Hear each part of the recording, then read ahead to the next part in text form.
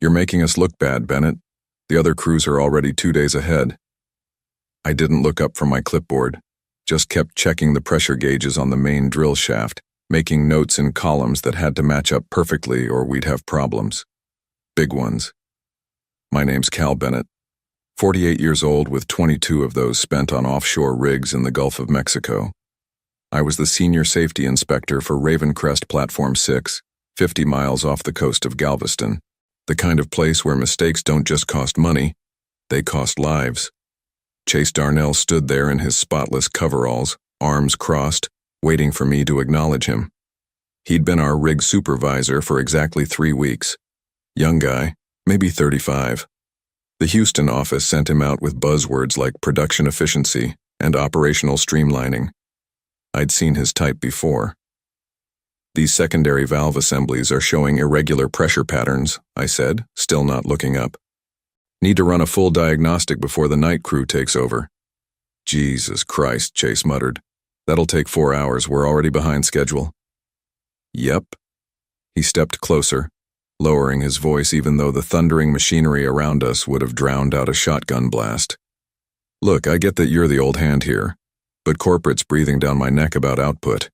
We need to be pumping, not checking and rechecking equipment that was serviced last month. I finally looked up at him. His clean-shaven face was already developing the weathered look that the salt air gives you out here. But his eyes still had that mainland gleam, someone who thought of this rig as numbers on a spreadsheet, not as the metal island where 16 men slept at night.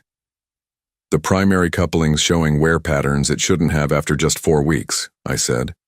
Either the replacement parts aren't up to spec, or someone's been pushing the system past tolerances when I'm off shift. Or maybe the equipment's fine and you're being overly cautious, Chase said. I've been going through your logs.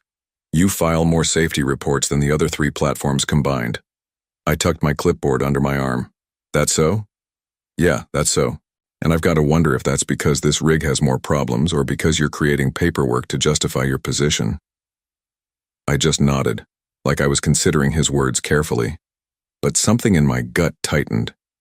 I'd been feeling it for weeks now, that slow-building pressure that tells you something's wrong long before the gauges do. I'll have the report on your desk by end of shift, I said, turning back to the valves. Make it quick, he said. We've got drilling targets to hit. He walked away and I watched him go. The pit in my stomach grew deeper. I came up through the ranks the old way. Started as a roughneck when I was 26. After 5 years in the Navy taught me how machines worked and how they failed. Back then, the Gulf was like the Wild West. Companies cutting corners, men losing fingers, or worse. My 3rd year, I watched a pressure valve blow on an adjacent platform. The explosion killed 3 men. One of them had shown me pictures of his newborn daughter the night before.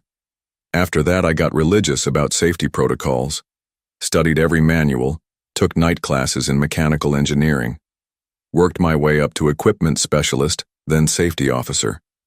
Got a reputation as the guy who wouldn't sign off on drilling until everything checked out. Some crews hated me for it at first, until they realized I was protecting their lives more than the company's equipment. My ex-wife Vanessa never understood why I turned down promotions to management positions on shore. You could wear a tie, have weekends off, she'd say. But she didn't get that I needed to be on the platforms, eyes on the machinery. Can't inspect a drill bit from a desk in Houston. When she left 8 years ago, she said it was because of the 14-day rotations away from home, but I knew it was really because even when I was home, my mind was often still offshore, thinking about procedure adjustments or maintenance schedules. Some men are built for family life. I was built for keeping other men alive. 2 months before Chase showed up, I started noticing changes.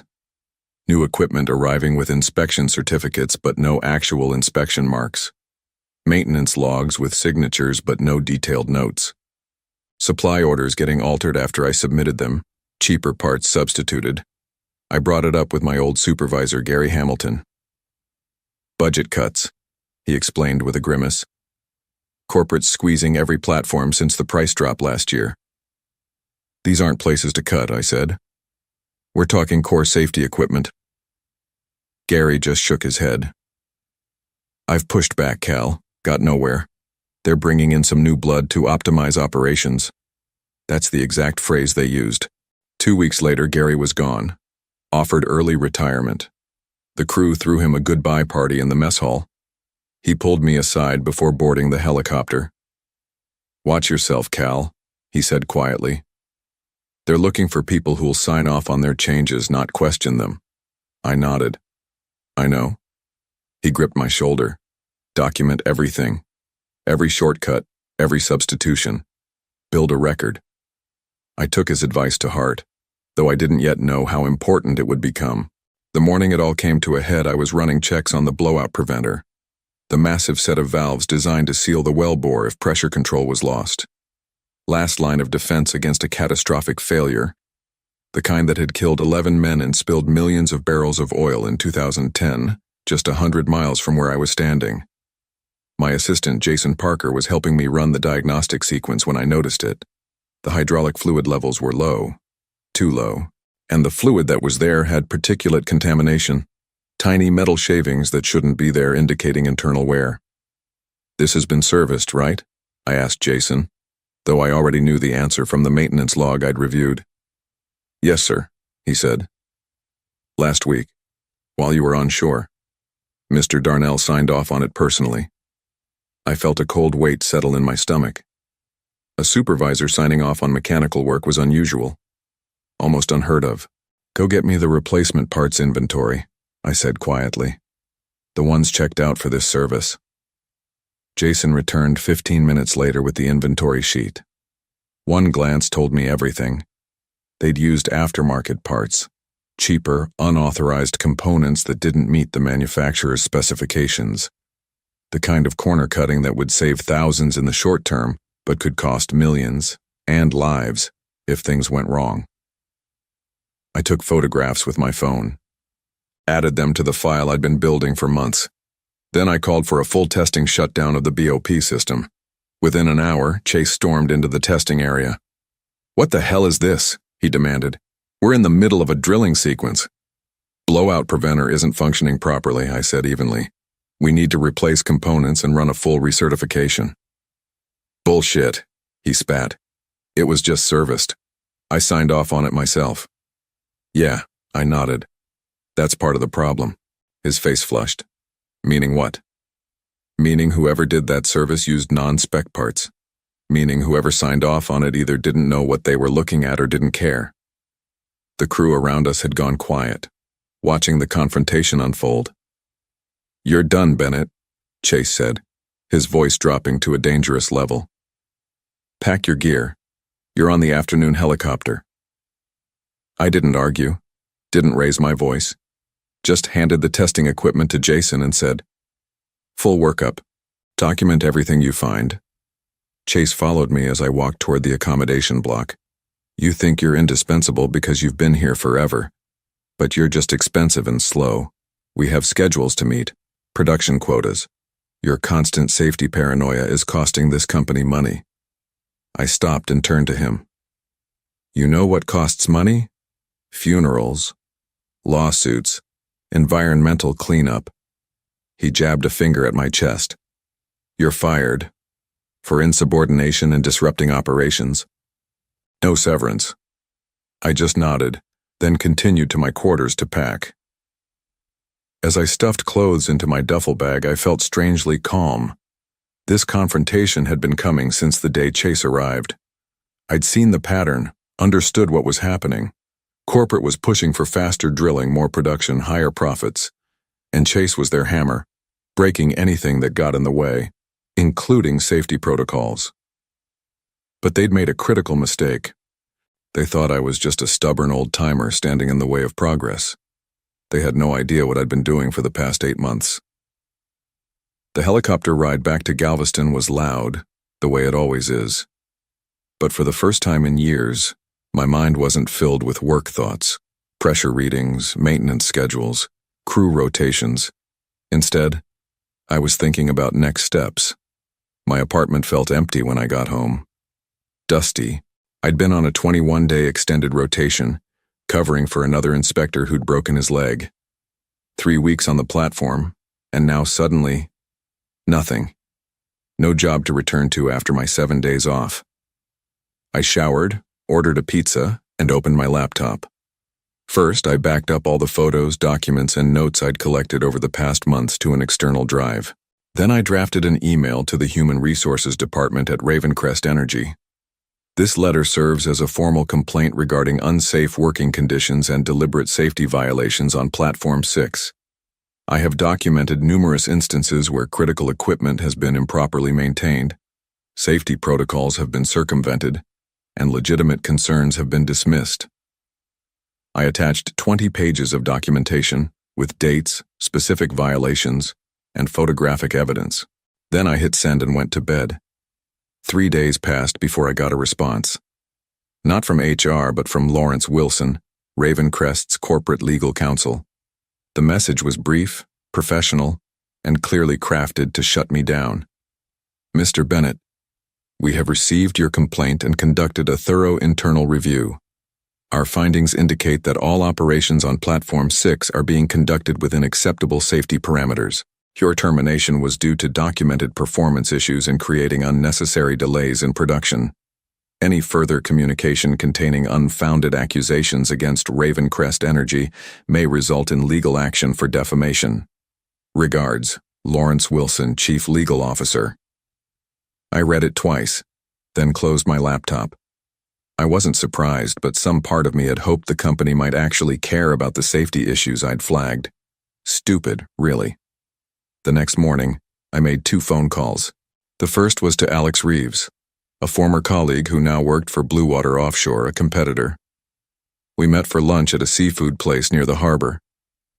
Ravencrest has been cutting corners for months, Alex said, picking at his grilled fish.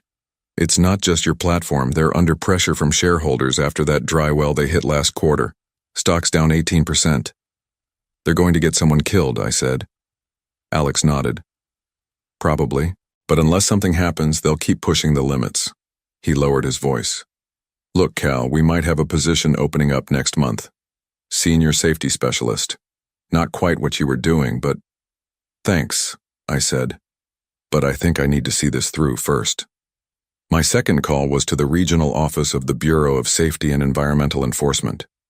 I'd been sending them copies of my reports all along. It was standard procedure. But I needed to make sure they understood what was happening. The woman who answered listened politely, then transferred me to her supervisor, who listened for about 30 seconds before cutting me off. Mr. Bennett, I appreciate your concern, but we don't investigate platforms based on the complaints of recently terminated employees without substantial evidence. I have the evidence, I said. 8 months of documentation. We receive hundreds of complaints every year, he said. Most turn out to be disgruntled workers or internal disputes. We have scheduled inspections. If there are issues on Platform 6, they'll be identified. By then it could be too late, I said. I understand your frustration, but we have procedures to follow. Good day, Mr. Bennett. The line went dead. I sat there holding the phone, feeling the weight of what I was up against. A corporation with billions on the line. Government agencies with limited resources and mountains of bureaucracy. And me. Just one man with a file full of violations that nobody wanted to see. Until they had to. 2 weeks after my firing, I was still working through my options when Jason Parker called. It was his first time off the rig since I'd left. Cal? He said, his voice low, even though he was surely calling from land. Things are bad out there. We met at a diner far from the usual industry hangouts. Jason looked tired, with dark circles under his eyes. He glanced around before sliding a USB drive across the table. They've ramped up production by 30%, he said, working the drill motors at max capacity 24/7. The vibration is causing microfractures in the secondary containment systems. I pocketed the drive. Chase knows? Jason nodded. He says it's within operational parameters. But Cal... He leaned forward. Last week we had a pressure spike that nearly triggered an emergency shutdown. Instead of investigating the cause, Chase had the alarm sensitivity reduced. My jaw tightened. Is anyone else speaking up? Nobody who wants to keep their job. Jason stared into his coffee. There's something else. I was in Chase's office dropping off reports and his computer was open. There was an email from someone at corporate, detailed instructions about what maintenance to skip, what inspections to fast-track. This isn't just Chase, it's coming from headquarters. That night I reviewed the files Jason had given me. Equipment logs, pressure readings, inspection reports with forged signatures. But the most damning was a video he'd secretly recorded of Chase instructing the night crew to bypass a safety valve during a high-pressure drilling operation, a direct violation of federal regulations that could result in criminal charges. I couldn't go back to the BSEE with just my word against Ravencrest. But with this new evidence, especially the video, I had something concrete. Something they couldn't ignore. The next morning, I drove to New Orleans to the regional headquarters of the BSEE. I'd called ahead and arranged a meeting with Diana Foster, a senior enforcement officer. Unlike the supervisor I'd spoken to earlier, she examined every document, watched the video twice, and took extensive notes. "This is extremely concerning, Mr. Bennett," she said finally, "especially given Ravencrest's safety history." "Their safety history?" She eyed me carefully, then turned her computer screen so I could see it. It showed an internal BSEE database with Ravencrest Energy's compliance record. There were dozens of violations over the past 3 years, most with minimal fines paid, none made public. "They've been on our watch list," Diana explained. "But they're careful.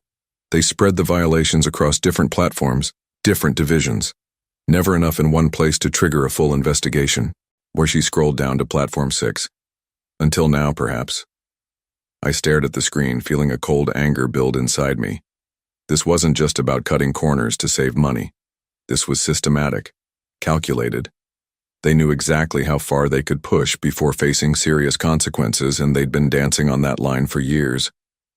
"They fired me for doing my job," I said quietly, "for trying to keep people safe." Diana closed the database and folded her hands. "Mr. Bennett, I want to be clear about something. If we pursue this, Ravencrest will fight back hard. They have teams of lawyers and deep pockets. They'll try to discredit you, paint you as disgruntled, incompetent, maybe even suggest you tampered with evidence." I met her gaze. "I've got nothing to hide. 22 years in the industry, clean record." She nodded. "Good, because I'm going to need you to go on record. Formal statements, possibly testimony if it goes that far. Whatever it takes," I said. "There's a process to this," she warned. "We can't just shut them down tomorrow." "I understand, but those men on that platform, they're running out of time." For the next 3 weeks, I worked closely with Diana Foster and her team at the BSEE. I walked them through every piece of evidence, explained the technical details of each violation, and helped them understand the cumulative risk that was building on Platform 6. Meanwhile, I stayed in touch with Jason, who kept sending updates from the rig. Things were getting worse. They'd had 2 more near misses with the pressure systems, and Chase was pushing them to drill even faster, taking shortcuts that left the crew increasingly nervous. "Half the guys want to request transfers," Jason told me during one of our calls. "But they're afraid of being blacklisted." "Tell them to document everything," I said, "and be ready." Diana had explained the process to me. First, they'd conduct an unannounced inspection, but it would be limited in scope, focused on routine compliance. Based on what they found, they could justifiably expand into a comprehensive review. "We need to make sure our case is bulletproof," she said. "These companies have fought us in court before and won when we've overstepped." I understood the bureaucratic dance, but it was hard to be patient knowing what was happening out there. Then Diana called with news. "We've scheduled the initial inspection for next Tuesday," she said. "But there's a complication. Someone from Ravencrest's legal team reached out to our director. They know something's coming." "They'll hide the evidence," I said immediately. "Probably," she agreed, "which is why we need to adjust our approach. I'm sending a regulatory specialist who's also a certified mechanical engineer, someone who can spot problems even if they've been temporarily patched up." The day before the inspection, I couldn't sleep. I paced my apartment, checked my phone constantly for updates from Jason. Around midnight, he texted, "Chase has everyone working overtime cleaning up, not fixing anything, just hiding problems." I forwarded the message to Diana, who responded immediately. Expected. Our team is prepared. The inspection team flew out to Platform 6 early Tuesday morning. By procedure, I wasn't allowed to join them or have direct contact during the inspection, so I waited in Diana's office reviewing documentation and preparing for whatever they found. Hours passed. The team was supposed to return by 3 p.m., but at 4:30, there was still no word. My phone buzzed, a text from an unknown number. BOP failed test. Inspector extending review. Chase going ballistic. Had to be from Jason or someone else on the crew. I showed Diana, who nodded grimly. That's Anthony's focus area, blowout preventers. If he's extending the review, he found something significant. At 6:12 p.m., Diana's phone rang. She listened for several minutes, asking occasional questions, while I tried to interpret her expression. When she hung up, she looked at me with grim satisfaction. They found enough for a Level 3 review. Multiple serious violations, including the compromised BOP system you flagged. Anthony said it would have failed catastrophically under genuine emergency conditions. What happens now? We're shutting down drilling operations as of tomorrow morning, she said. Full regulatory intervention. Every system will be inspected, every maintenance log reviewed, every part tested. I let out a long breath. And Chase? Anthony said he was belligerent during the inspection, tried to prevent them from testing certain systems, claimed they were recently certified. That behavior alone triggers additional scrutiny. She gathered her papers. This is just the beginning, Cal. Once we start digging, I expect we'll find much more. I nodded, feeling both vindication and a strange emptiness.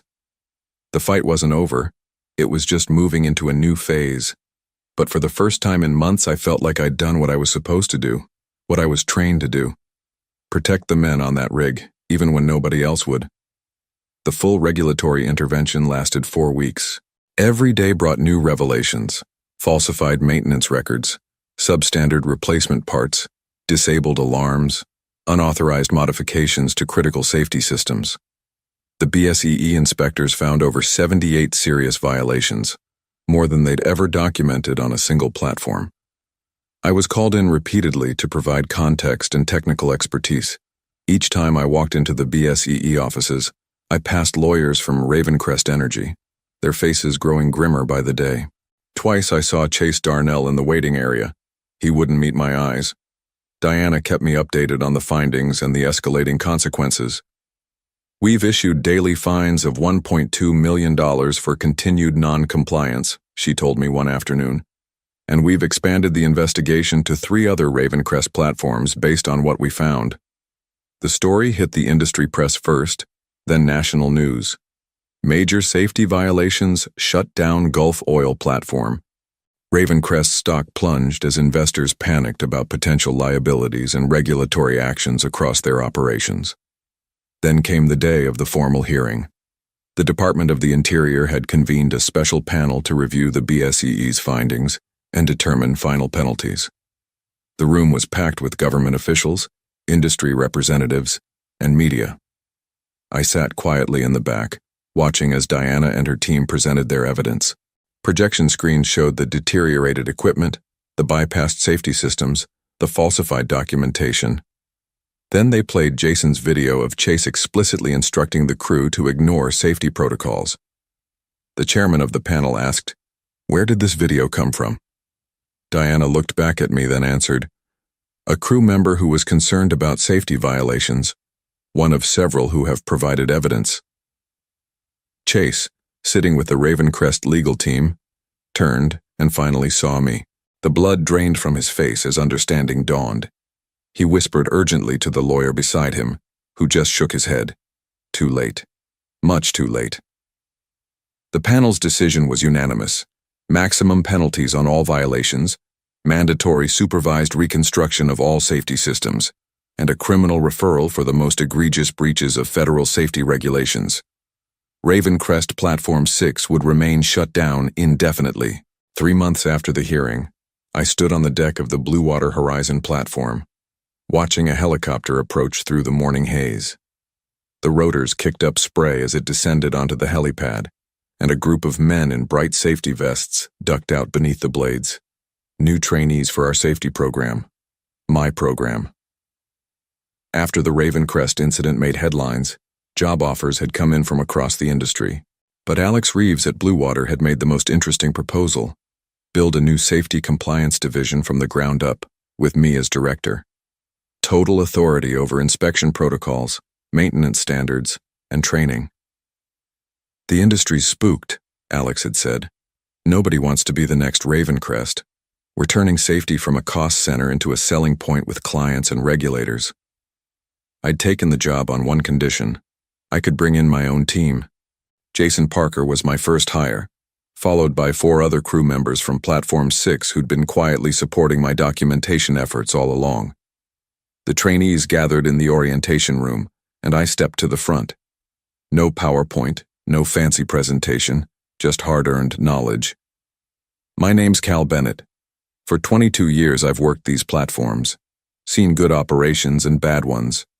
The difference isn't usually equipment or technology. It's people willing to speak up when something's not right.